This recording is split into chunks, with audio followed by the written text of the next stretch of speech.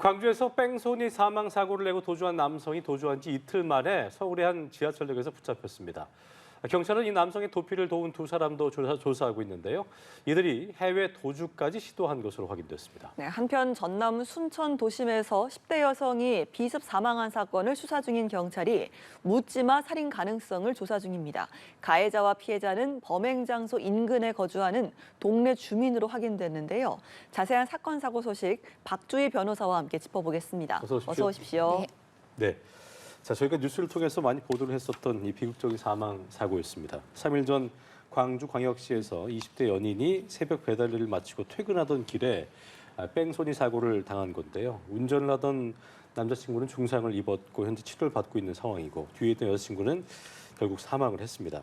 뺑소니 사고를 내고 도주한 운전자 이틀 만에 서울에서 붙잡혔다면서요? 네, 말씀하신 것처럼 광주에서 마세라티 운전자가 오토바이를 들이받아서 2명의 사상자를 냈는데요. 더 화가 났던 거는 이 운전자를 사고가 내고도 500m가량 운전을 그대로 했다가 다른 차량을 타고 도주를 했다라는 건데요. 그런데 이 경찰은 이 운전자의 경로를 추적해서 67시간 만에 서울의 한 지하철역에서 검거를 했습니다. 그런데 이 운전자의 도주 경로를 보면요. 지인의 차를 얻어 타고 광주에서 대전까지 옮겨간 다음 다시 서울 도심으로 옮겨와서 도피를 이어갔습니다. 그리고 이 과정에서 대중교통만 이용을 하거나 아니면 현금 결제만 하는 것처럼 이 경찰의 추적을 피한 노력도 해왔는데요. 하지만 경찰은 결국 이 남성을 긴급 체포했습니다. 그렇군요. 네, 사고 당시 사건 현장을 빠르게 지나갔던 외제 차량이 총 2대였잖아요. 먼저 벤츠 차량이 앞섰고 그 뒤를 마세라티가 뒤쫓아 가다가 사고가 난 건데 보니까 모두 일행이었다고 하더라고요. 그러니까 사고를 낸 범인은 마세라티 운전자지만 이를 도피를 도운 혐의로 나머지 두 사람도 입건이 됐다고 하더라고요. 네, 말씀하신 것처럼 이 당시 사고 영상을 보면요. 이들이 새벽 8차선 도로에서 어떤 경주를 한 건지 어떤 이유인지 모르겠지만 벤츠 차량이 먼저 빠르게 앞서 가고요. 그다음에 이 사고를 냈던 마세라티 차량이 뒤를 쫓습니다. 네. 그런데 이 벤츠 차량은 오토바이를 보고 비켜갔지만 이 마세라티 차량은 오토바이를 보지 못하고 뒷좌석을 바로 들이받았는데요. 그런데 아까 말씀드린 것처럼 사고가 난 뒤에 이 마세라티 차량의 운전자는 동승자와 함께 차량을 버리고 이 벤츠 차량으로 옮겨갑니다. 네. 결국 이들은 일행이었다라는 건데요. 그런데 여기서 이 벤츠 차량의 운전자는 여기서 그치지 않고 이 운전자의 도피를 돕는 이 결정적인 역할을 했습니다. 아까 말씀드린 것처럼 광주에서 대전까지 이 도피를 도와준 것도 이 바로 벤츠 운전자였습니다. 결국 이 경찰은 이 동승자와 이 벤츠 운전자에 대해서 범인 도피 혐의에 대해서 조사를 하고 있고요. 또 추가적으로 만약에 음주운전을 했다라고 하면 마세라티 운전자가 음주운전을 했다라고 하면 음주운전에 대한 방조 혐의도 있을 수가 있기 때문에 이 부분에 대해서도 조사할 예정이라고 밝혔습니다. 이게 보니까 말씀하신 것처럼 도주하는데 조력을 한 것도 모자라서 뺑소니 범의 이 해외 도주를 위해서 비행기 표까지 지인이 예매를 했다가 취소한 것으로 전해지고 있는데 이게 향후에 어떤 구속 여부라든가 이런 거에 영향을 좀 미칠 수도 있을까요? 어떻게 네, 생각하십니까? 이 뺑소니 운전자 같은 경우는 사실은 굉장히 높은 확률로 구속영장이 발부될 가능성이 있습니다. 네네. 왜냐하면 일단 사고를 낸 다음에 현장을 이탈했다는 것 자체가 특가법상 도주치사에 해당이 되지만 이 운전자는 여기서 그친 게 아니라 말씀하신 것처럼 서울로 도주를 하고요. 네. 심지어 비행기표를 끊어서 해외로 도주하려고 했다라는 이 출국 시도를 했기 때문에 이건 명백하게 형사소송법에서 규정하고 있는 도주 우려가 있는 이 구속 사유에 해당이 되고요. 그리고 이들을 도와줬던 이 동승자와 그리고 벤츠 운전자도 이들에 대해서 뭔가 범인 도피 혐의를 받고 있기 때문에 이들에 대해서도 증거 인멸이나 도주 우려가 있다라고 하면 구속영장 발부가 될 가능성이 굉장히 높습니다. 그렇군요. 그리고 이 범인이 몰았던 외제차가 법인 명의의 차량으로 확인이 됐는데 경찰에서는 대포차일 가능성도 의심하더라고요. 이유가 있을까요? 네, 대포차라고 하는 거는 이제 자동차 등록 원부상 소유자와 실제 운행자가 달랐을 때 말하는 건데요. 그런데 자동차 관리법상에는 자동차 등록부의 소유주로 되어 있는 사람이 아니면 운행하지 못하도록 되어 있습니다. 그런데 이 사고를 낸 마세라티 운전자 같은 경우는 이 차량의 등록 원부를 보면 소유주가 누구냐? 서울 소재의 법인이거든요. 그렇다면서요. 그런데 원래 법인 차량 같은 경우는 법인의 대표자나 아니면 법인의 직원이 운전을 해야 되는데 이 마세라티 차량을 운전했던 이 운전자 운전자와는 전혀 관계가 없는 거죠. 네. 그러다 예. 보니까 경찰에서는 대포 차량을 운전한 거 아니냐 이렇게 의심할 수밖에 없는 상황입니다. 그러면 대포차를 몰다가 사고를 냈다면 처벌 수위에도 변동이 있습니까? 네, 왜냐하면 대포차 같은 경우는 실제 소유주와 운전자가 다르기 때문에 이번 사안처럼 사고가 발생을 했을 때 실제 범행을 저지른 사람의 신원을 파악하는 데 어려움이 있을 수가 있어요. 그렇기 때문에 대포차가 많은 범죄에 악용되는 건데요. 그렇기 때문에 자동차 관리법에서는 이런 부분을 처벌을 하고 있습니다. 그래서 이 자동차 차량 원부상 소유주가 아닌 사람이 운행을 했을 때는 1년 이하의 징역 1,000만 원 이하의 벌금에 처해지는데 만약에 말씀하신 것처럼 마세라티 차량이 만약 대포차였다라고 하면 이 운전자에 대해서는 죄가 더 무거워지는 겁니다. 사고를 내고 구호 조치는커녕 왜 도망갔는지가 수사의 핵심으로 좀 보이는데 단순히 사고를 낸 게 아니라 운전 당시 음주 운전한 거 아니냐 이런 가능성도 커지고 있다면서요. 네, 경찰은 이 사고 직전에 운전자가 몰았던 차량의 동선과 그리고 CCTV를 통해서 이 직전에 사고 직전에 지인들과 술자리를 하고 운전을 했다라는 정황을 파악을 했습니다. 예. 그리고 그 밖에도 당시에 결제했던 주류 영수증이나 그리고 술을 먹고 운전했다라는 이 다른 증언들도 확보를 했거든요. 그래서 네. 말씀처럼 이 운전자는 음주 상태에서 사고를 냈다라는 부분을 숨기기 위해서 그래서 도주한 게 아닌가 이렇게 의심이 되는 상황입니다. 그렇군요.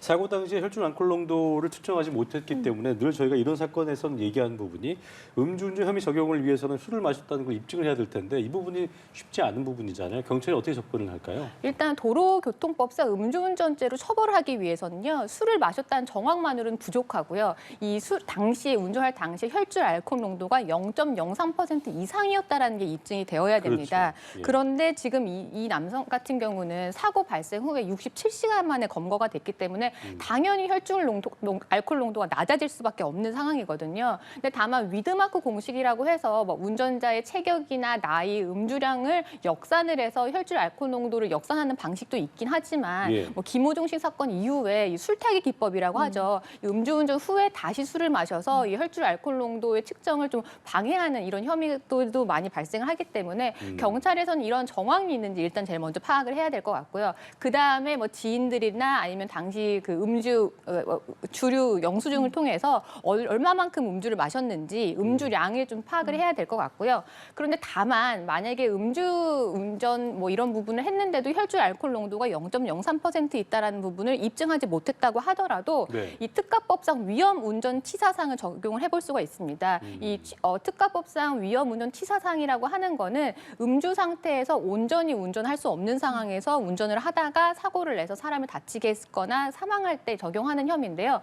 도로교통법상 음주운전죄보다 형이 훨씬 무겁습니다. 그렇군요. 무기 또는 3년 이하의 징역에 처해질 수 있기 때문에 경찰에서는 위험운전치사상 적용도 검토해볼 것 같습니다. 네, 알겠습니다. 다음 사건 짚어보겠습니다. 어제 예. 새벽에 순천에서 벌어진 10대 여성 흉기 피습 사건 진실이 드러나고 있는데 경찰은 묻지마 범행일 가능성도 염두에 두고 있다고 하더라고요. 일단 피해자와 가해자 사이에 어떤 일면식이 없고 살해 동기가 따로 없는 게 묻지마 범행 아니겠습니까?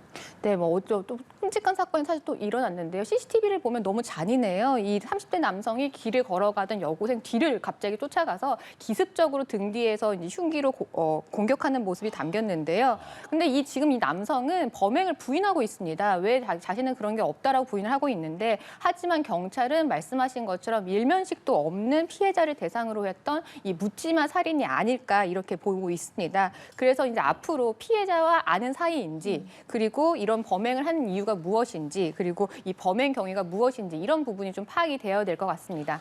저 화면만 봐도 굉장히 섬뜩한 느낌이 드는데 이 남성이 이제 특히 범행 후에 새벽 3시까지 만취한 상태로 거리를 배회하기도 했고 이 과정에서 또 다른 행인과 시비가 붙었다고도 하더라고요. 이런 정황이라면 범행 당시에 어떤 주취 상태였을 가능성이 있다고 좀 볼 수 있겠습니까? 어떻게 봐야겠습니까? 이 사건이 발생한 시각이 0시 44분이고요. 네네. 그리고 검거가 된 게 새벽 3시니까 사실 2시간 20분 정도의 시각이 텀이 좀 있죠. 있죠. 예. 그 사이에 아마 술을 마셨을 가능성도 있고요. 아니면 말씀하신 것처럼 이미 만취 상태에서 이런 범행을 했을 수도 있는데 근데 만약에 이 만취 상태에서 이런 범행을 했다라고 했을 때 이제 많은 많은 분들이 걱정하시는 게 주치 감경되는 거 아니냐. 그러니까 음주로 인한 심신미약으로서 감경이 되는 거 아니냐. 이런 부분을 우려하실 수가 있는데 최근에는 이제 음주 상태였다라고 해서 무조건 판단력이 흐려져서 범행을 한 거라고 해서 감경을 하는 추세가 아니고요. 그렇기 때문에 앞으로 경찰에서는 이 CCTV나 목격자들을 통해서 이 남성의 범행 전후의 이런 경로라든지 행방에 대해서 좀 조사를 해야 될 것 같습니다. 네, 이 남성이 지금 혐의를 부인 중인데 범행 후에 흉기를 한 주차장에 버렸다고 하더라고요. 계획 범죄의 가능성도 아예 없진 않은 거네요. 네, 뭐 아까 방금 전에 이 만취 상태였다고 하더라도 심신미약 감경은 어려울 수 있다라고 말씀드렸는데 이런 정황도 이 감경이 어려운 정황 중에 하나입니다. 왜냐하면 흉기를 버렸다라는 거는 본인의 범행에 대해서 충분히 인지를 했다라는 거고 이거를 숨길 정도의 판단력과 인지력이 있다라는 거거든요. 그렇기 때문에 말씀하신 것처럼 뭔가 우발적으로 뭔가 술에 취해서 한 게 아니라 계획적으로 어떤 살인을 준비한 게 아닌가 이런 부분도 충분히 의심해 볼 수 있는 상황입니다. 알겠습니다. 자, 다음 주제 만나보겠습니다. 이거 택시에서 벌어진 사건인데요. 뭔가 좀 감정적인 상황에서 벌어진 게 아닌가 싶은 생각이 드는데 한 택시 운전기사가 주행 중에 동영상을 시청을 했고 이 승객이 이제 꺼달라 요청을 했습니다. 물론 이제 운전 중에 시청이 위험할 수 있으니까. 그랬더니 적반하장격으로 이 택시 운전기사가 내려라, 내 차를 내려라, 강제 하차를 시키는 사건이 발생했다면서요? 네, 한 유튜브 채널에 제보된 이 사건인데요. 이 제보자는 대구에서 택시를 탔는데요. 그런데 기사가 영상을 시청하면서 운전을 하는 거였습니다. 실제 지금 장면이 나오고 있는데 당시 촬영된 화면을 보면 택시 운전석 계기판에 태블릿으로 추정되는 기기가 있고 그 기기에서는 드라마 영상이 나오고 있었습니다. 승객의 입장에서는 운전자가 이런 영상을 보면 당연히 운전에 집중할 수 없을 거라고 생각하고 불안해할 수밖에 없으니 이 제보자는 택시 운전기사에게 드라마를 꺼달라라고 요청을 했습니다. 그런데 이 기사는 차를 세운 뒤에 끌어내리기 전에 내려라라고 위협을 했고요. 또 거기서 그치지 않고 고객센터에 전화를 하든 아니면 경찰서에 신고를 하든 알아서 하고 일단 내 차에서 내려라 이렇게 압박을 했다라고 합니다. 네, 이 승객이 이렇게 뭐 하차를 당한 후에 경찰에 신고를 했는데 경찰이 별다른 조처를 없이 기사를 그냥 돌려보냈다라고 하더라고요. 실제 운전 중에 영상 시청을 했다라면 법적으로 문제가 되는 게 아닌가 싶은데요. 네, 만약에 제보자의 주장이 사실이라고 하면 경찰이 과연 적절한 조치를 한 것인지 좀 판단해 볼 필요가 있는데요. 일단 차량 운행 중에 휴대폰 기기를 보거나 아니면 영상을 보는 거는 도로교통법상 벌금 부과 대상입니다. 네. 그리고 특히요, 올해 7월부터는 여객운수 사업법에 따라서 여객운수 이 기사가 운행 중에 영상을 시청할 때는 최대 500만 원의 과태료에 처해질 수가 있고요.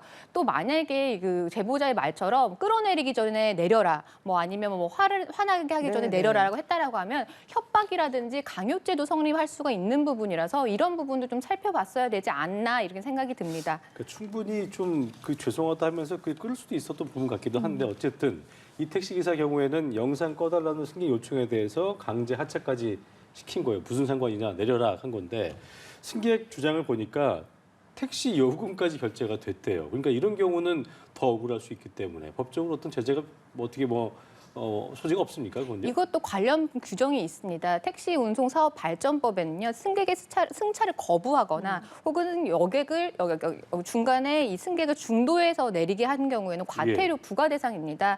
법에는 1,000만 원 이하의 과태료에 처해지게 되어 있지만 세부 기준에 따르면 뭐 1차에는 20만 원, 뭐 2차에는 40만 원씩으로 순차적으로 좀 과태료를 부과하도록 되어 있는데 그래서 이런 일이 발생했을 때 사실은 이거는 충분히 승객 입장에서는 문제 제기를 할 수가 있는 상황이고요. 제보자의 제보에 따르면 이 기사가 내리라고 하면서 요금을 받지 않을 테니 내려라라고 했는데 나중에 보니까 결제가 됐다라고 하니까 더 화가 나는 상황일 수밖에 없는 거죠. 그렇군요.